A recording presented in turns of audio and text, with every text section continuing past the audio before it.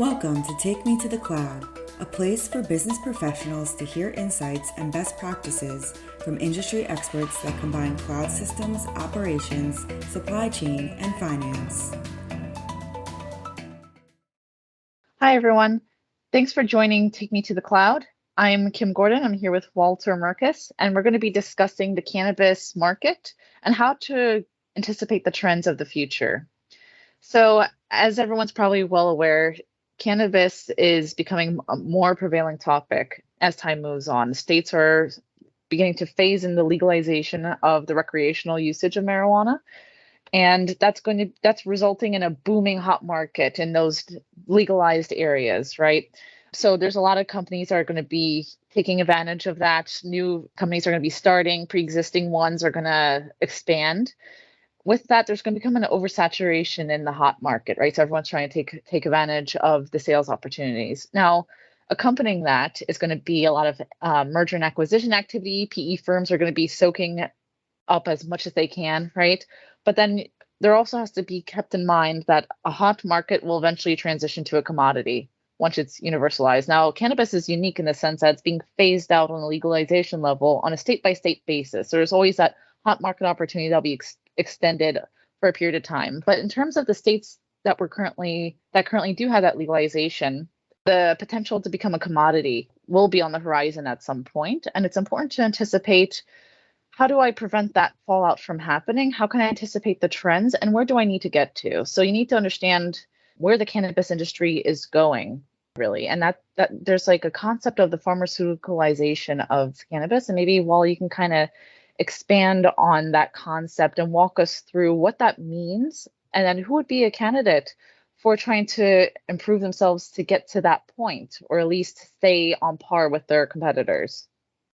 Hi, Kim. Thanks. Listen, I love the way you framed that because I do think as investment continues to pour into this industry, it is one of the hottest industries. And, we're seeing a lot of our clients consolidate. A lot of the PE firms, as you alluded to, are investing heavily into this area. And what's interesting is, if we think of people, process, systems, and technology, some of these things haven't caught up to that level. And as you start to look at the investment in here and as you said, the pharmaceuticalization of cannabis, compliance is becoming a bigger and bigger factor. As the governments sort of seek to legalize, that compliance component will be very large and put a lot of burden on these organizations. If you start to think about operational improvements the organizations that are getting into this space are looking for. They may have been a distribution or they may have been in horticulture and distributing sort of in the seed to store approach before non-cannabis.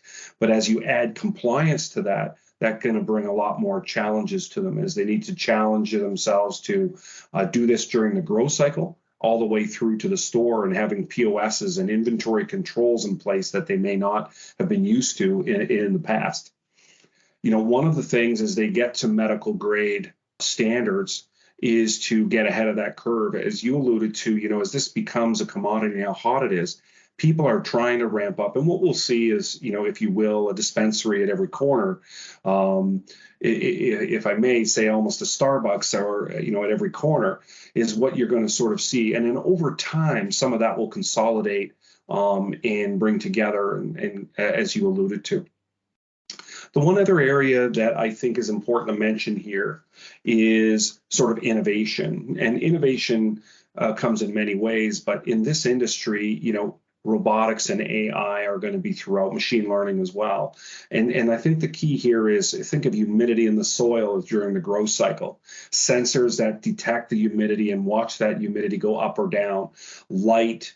One of the things that is coming out is that you can't just have the grow lights on 24/7. In fact, these are living plants and they need to sleep and be awake, etc. So very interesting, this whole market and how much research is going in behind the scenes in this market.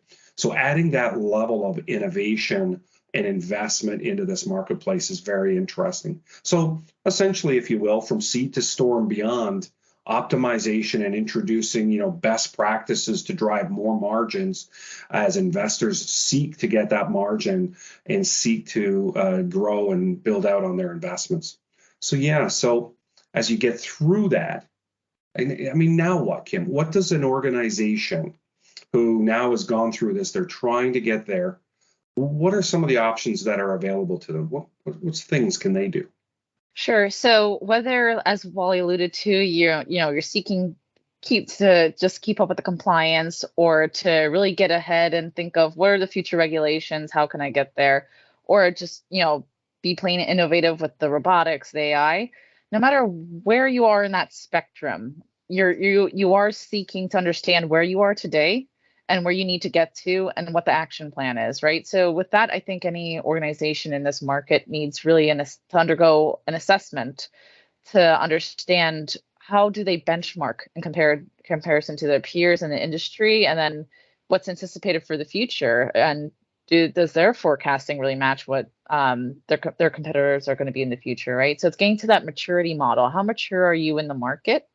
And once that understanding is obtained, then you can really understand, okay, where in that maturity model do I want to get to? It's not everyone's goal to get to the height. Sometimes you just want to stay in mid-market, right? You don't want to be at the very top. But so you make those goals for yourself. Then there's the gap. All right, you're here in the maturity model. How do you get to there? So that's where you come up with improvement opportunities. You identify and prioritize what challenges you want to undergo and take on, and what's most important to your business. And then you create that roadmap from there to itemize those projects, and then the action plan. I really like that, Kim. I like the way you went through that, because to me, as I think of our customers, and when we're working with our customers and we're thinking about how assessments might work, I think it's very important to start with that maturity model. And I think it's a mistake that many people make is they either think they're further along the continuum than they actually are, or B, underestimate their capabilities in the future. So we find a lot of times in that maturity model assessment, we're really looking at people, process, and technology. You may have the right people on the bus, but do you have the right technology? And do you have a sound process that will get you there?